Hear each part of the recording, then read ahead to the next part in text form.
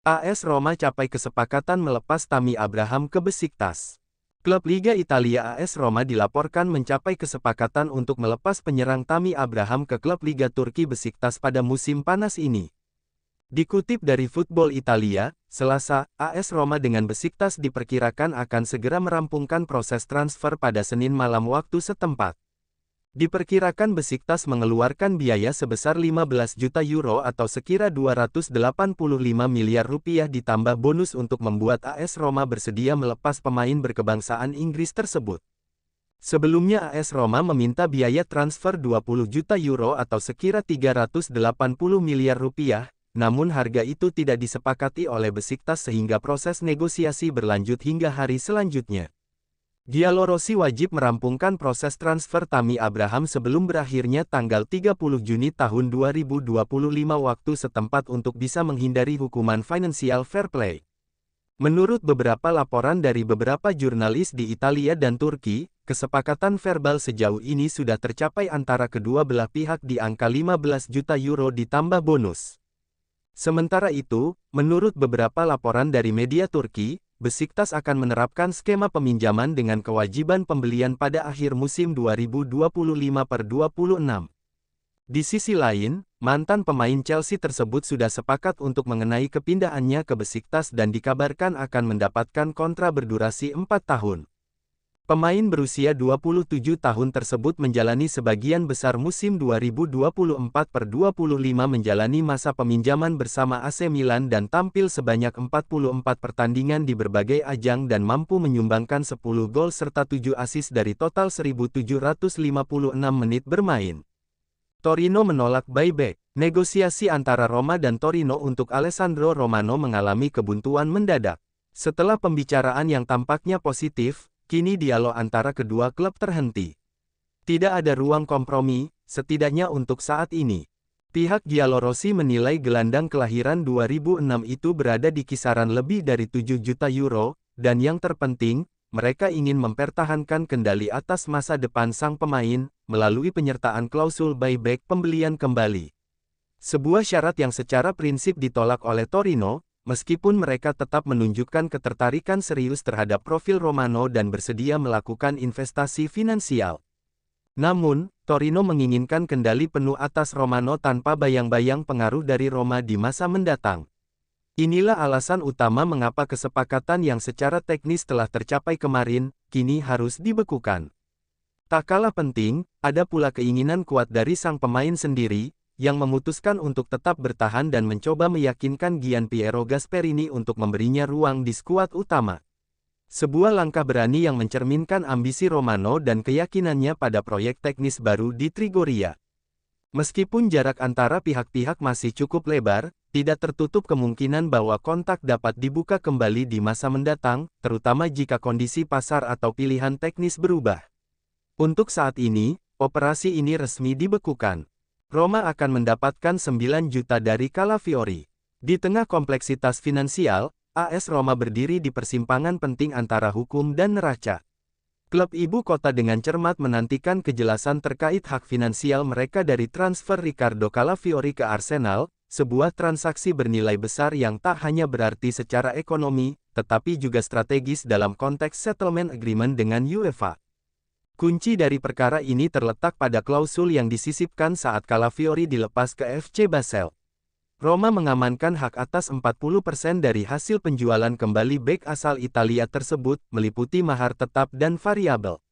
Ketika Bologna menjual Calafiori ke Arsenal seharga 50 juta euro, Basel, yang menerima 50% dari capital gain, mengantongi sekitar 23,5 juta euro.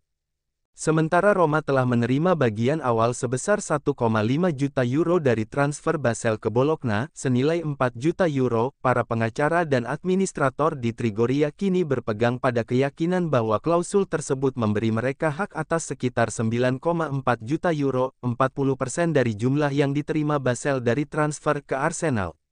Situasi ini kini berada di ranah hukum, dan Roma terus berkoordinasi dengan UEFA guna memastikan transparansi penuh, mengingat potensi dampak finansialnya terhadap compliance dalam perjanjian penyelesaian. Di balik angka-angka dan pasal kontrak, ini adalah narasi tentang bagaimana kecermatan di masa lalu bisa menjadi penyelamat dalam tekanan regulasi hari ini. South mengincar pinjaman ke Prancis. Di antara para pemain yang tidak meyakinkan dan bisa hengkang, jika tidak hari ini, pada bulan Juli, ada juga Saud Abdul Hamid. Bek sayap Arab, yang didatangkan musim panas lalu dari Al Hilal, masuk ke hati para penggemar Giallorossi lebih karena simpati daripada karena kontribusinya yang nyata bagi skuad. Bagi lulusan tahun 1999 kini ada kemungkinan untuk dipinjamkan. Menurut Il Tempo, Abdul Hamid akhirnya menjadi incaran dua tim Prancis, Lens dan Toulouse. Di antara keduanya, saat ini yang diuntungkan adalah klub kedua. Toulouse telah mengambil langkah konkret untuk pemain sayap asal Saudi tersebut dan negosiasi dapat diselesaikan dalam beberapa hari mendatang.